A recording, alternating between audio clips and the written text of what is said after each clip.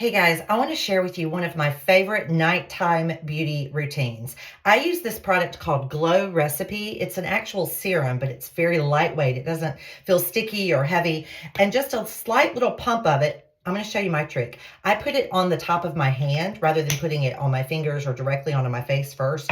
And that way I can use it from here using my pinky finger because that has the least amount of strength, and that means it's going to protect my eyes. And I apply it at night right before bed, underneath my eyes, around the edges here. I'm putting it on top of my makeup now, but you guys know because you don't want to see me without my makeup. But I always put it around my eyes, most importantly. But here's the trick. By putting it on the top of my hand instead of applying it directly on my face, I can really control where it goes.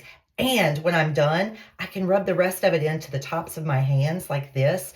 And then I'm also helping to erase some of those little lines that we all get on the tops of our hands as we continue to age.